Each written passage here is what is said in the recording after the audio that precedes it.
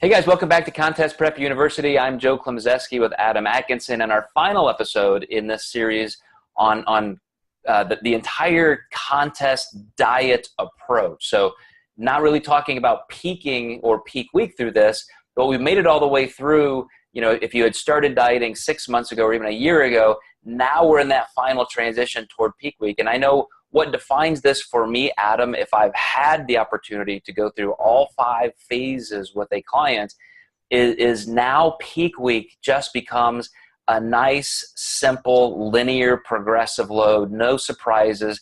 I've got all those variables heading in the same direction. So homeostatically, I'm not having to worry about rebounds back and forth and track, you know, exactly what's happening. We've got our eye on that final target, and it's so much easier to hit. So I've got a couple client examples, but I want to hear you first kind of describe how you transition from, you know, day 7 before the show into, you know, that final process.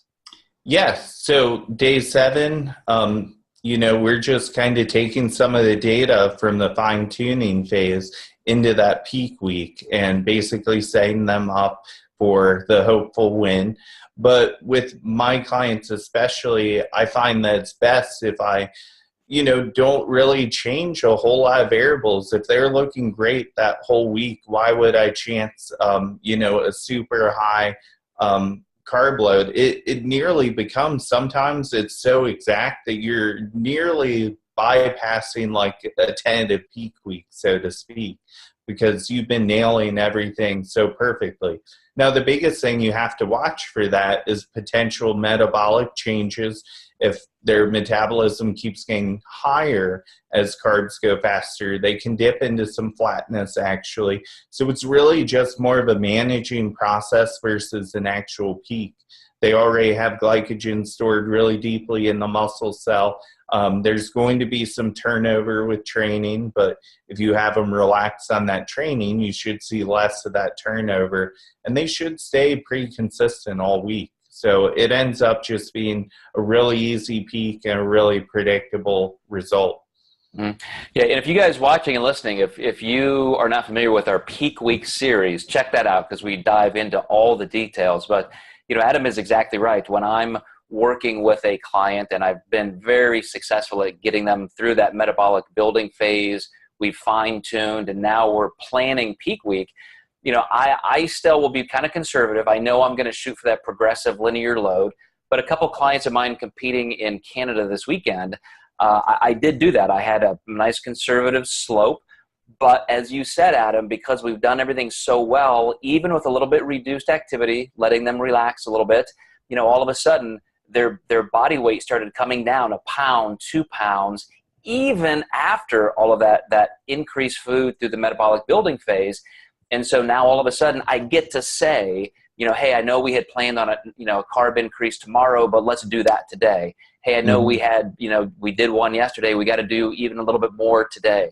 And that's a really good position to be in when you can start escalating people into the final days of peak week and just, you know, how valuable that can be. I'm not sure if you experience the same thing on your end. Absolutely. And plenty of times. The biggest thing is why make a change on peak week is explain to a client that that's not a bad thing. We're changing to make you look better. So they feel like something's wrong if something changes. And very rarely do I just nail it where I'm not making a change. You know, I wish I could say I'm that good, but we're watching, you know, daily for those changes. And sometimes we will move those maybe planned higher days up a day early, or we may dip down a little later just because we're so full. We need to come down off of maybe a little bit of spillover.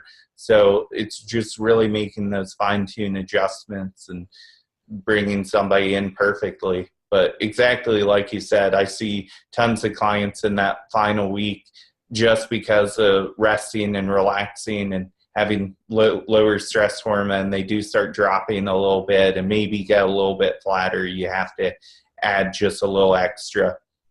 Yep, perfect. And guys, we covered a lot of ground in this series, the entire contest diet methodology and approach series. And we're going to start doing some smaller topics, some one-off things. So thanks for hanging in there through this entire series. Look forward to a lot of individual nuanced topics as we get into how to make you look your best for that photo shoot, for that contest, for that first show, maybe your first pro world title. A lot of things coming up. Adam, thank you so much for being with me in this. And for you guys in Contest Prep University, we will see you next time. Thank you.